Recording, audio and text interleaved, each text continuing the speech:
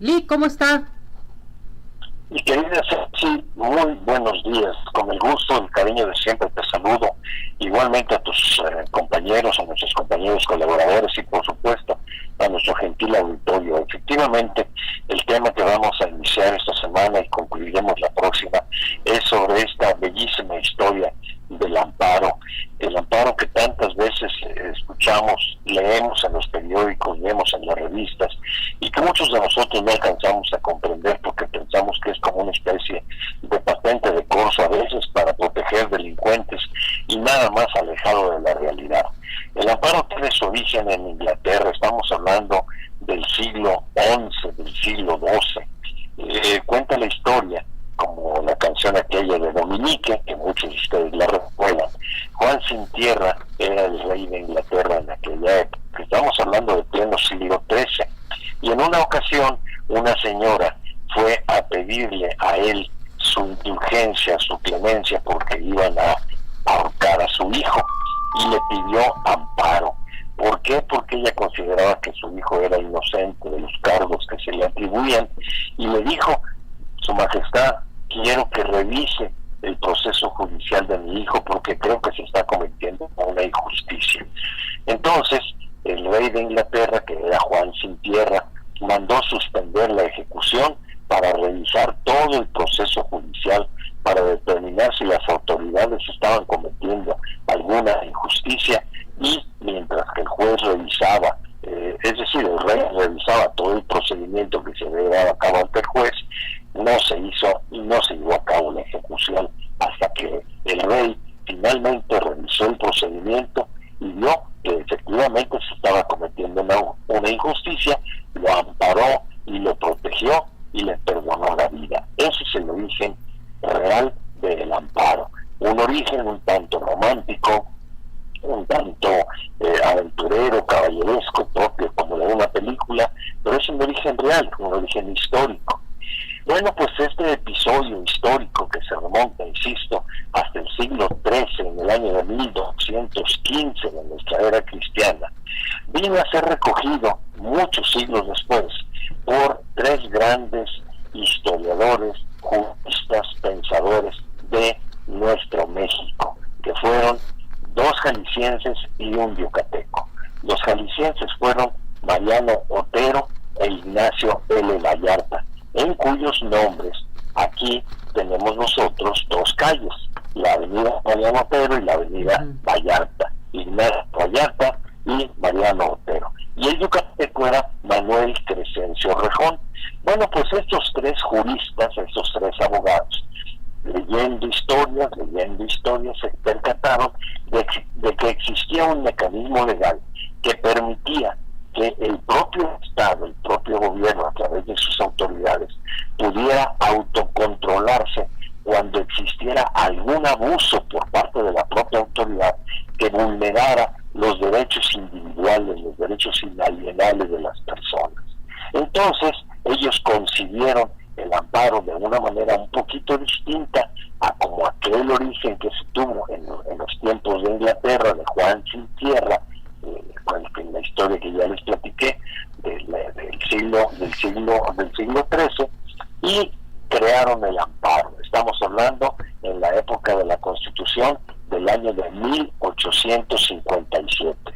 Estamos hablando del siglo XIX, y crearon el amparo como un derecho para que los particulares se protegiesen de cualquier acto abusivo de una autoridad que vulnerara o restringiera las garantías individuales.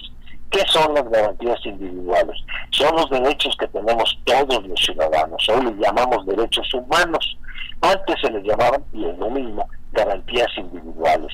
El derecho a la libertad, el derecho a la propiedad, el derecho a la defensa, el derecho a tener cosas, a la posesión. Todos esos derechos tan hermosos que tenemos en un país libre están condensados en nuestra Carta Magna, en la Constitución, y cuando son violados por una autoridad o pretendidamente van a ser violados, si se quieren violar, entonces surge esa figura del amparo, para que el propio gobierno, a través del Poder Judicial, que es uno de los tres poderes de cómo se integra, surja como un defensor defensor de los actos del propio gobierno. Esto que aparentemente nos confunde y decimos, ¿cómo que el propio gobierno nos defiende del gobierno? Sí, esto se explica porque nuestro gobierno, nuestro sistema de gobierno en México y en la mayoría de los países democráticos se integra por 3 poderes. Esto lo aprendimos prácticamente desde la primaria. El poder ejecutivo, que lo sabemos, lo encabeza el presidente de la República y los gobernadores de los estados y los presidentes municipales. El poder legislativo, que es el que hace las leyes, Congreso de la Unión y Congresos de los estados. Y el poder judicial, es decir, los jueces, que lo integra a nivel federal, toda la República, la Suprema Corte de Justicia y los tribunales colegiados de circuito y los jueces de distrito.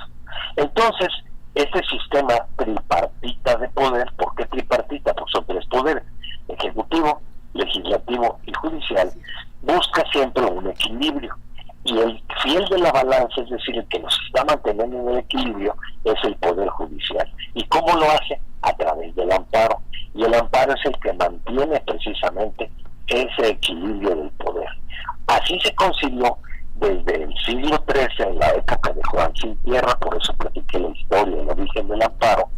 Así lo consiguieron nuestros grandes precursores del amparo mexicano, que fueron Mariano Otero Mestas, jalisciense, Ignacio Luis Vallarta, jalisciense, y Manuel Crescencio Rejón, yucateco. Ellos 3 fueron los que consiguieron el amparo en el año de 1857 y que se plasmó en la Constitución mexicana de aquella época. Hoy día también todavía subsiste el amparo en nuestra actual Constitución, que fue promulgada el 5 de febrero de 1917 y está en vigor. El amparo tiene un fin fundamental: proteger a los ciudadanos de los actos y abusos de autoridad. Y eso lo subrayo, Ceci, porque muchos de nosotros a veces tenemos problemas con un vecino o con alguien que no nos paga una deuda, con alguien que no nos paga la renta, con el patrón que no nos quiere pagar el sueldo, etcétera, etcétera. Y decimos, oiga, yo quisiera que me tramite un amparo. No, esto no le va a servir, porque el amparo únicamente te protege de un acto de autoridad que te vaya a violar tus derechos humanos, que te viole tus derechos individuales. La forma de tramitar un amparo, los tipos de amparo y la duración del amparo será el tema que platicaremos la semana próxima. Trataremos de hacer lo más claro posible, lo más objetivo posible, para que nuestro público pueda entenderlo, porque en muchas ocasiones pensamos que el amparo es como una especie de escudo protector, de patente de corso, y decimos, sí, pues es que para eso se amparan los delincuentes. No, los delincuentes no se amparan, los podemos amparar cualquier ciudadano, incluso hasta los menores de edad, cuando existe un acto de una autoridad, quien sea, que cometa un acto que vulnere nuestras garantías individuales, que son las consagradas en la Constitución, que será el tema con el que vamos a completar nuestra sección la próxima semana. Simplemente quiero que sepa nuestro auditorio que con un amparo podemos parar una orden del mismísimo presidente de la República. ¿Por qué? Porque vivimos en un país de leyes y con un amparo nos protegemos de un acto abusivo de cualquier autoridad. Es un tema muy bonito, muy apasionante. Hay que conocerlo, hay que entenderlo y hay que saberlo también manejar. Ya platicaremos la próxima semana, por ejemplo, cuánto dura un amparo, cómo se promueve, cómo se presenta, cuánto cuesta. Serán las preguntas que vamos a visitar, o las dudas que vamos a visitar la semana próxima, por supuesto con tu autorización, con tu venia, mi querida Ceci.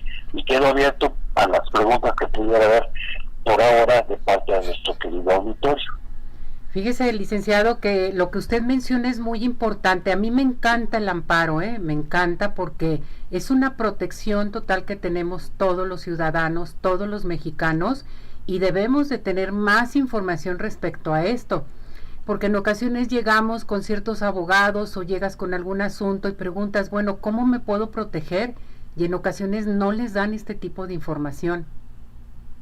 Efectivamente, y sobre todo porque existe una información distorsionada. Muchos pensamos, es que a fulano de tal que cometió un delito lo ampararon y ya con eso anda libre. a veces no alcanzamos a entender cuál es el contenido del amparo, cuál es el propósito del amparo, pero si nosotros lográramos comprender o alguien nos pudiera explicar de una manera sencilla en qué consiste el amparo, créeme, no sé si que viviríamos felices, no por estar amparados, sino simple y sencillamente por saber que tenemos a nuestra disposición un mecanismo que nos protege de cualquier acto abusivo de cualquier autoridad que pretenda privarnos injustamente de nuestra libertad, restringir nuestros derechos fundamentales, la libertad de tránsito, la libertad de hacer en pocas palabras lo que queramos dentro de lo que nos marca la ley, ¿no? Un tema muy bonito, desde luego. Perfecto. Entonces continuamos con este tema la próxima semana. Si Dios nos permite, ¿Sí? Ceci, y en tanto deseo que Dios te cuide, y un saludo muy afectuoso a tu público. Igualmente, Lic, cuídese mucho. Besos y Hasta abrazos. la semana próxima, si Dios quiere, igualmente para ti, otros de regreso. Gracias, Lic. Gracias por este tema Hasta tan la hermoso y semana gracias por los abrazos. Cuídese. Nos vemos. Nos Adiós. vemos.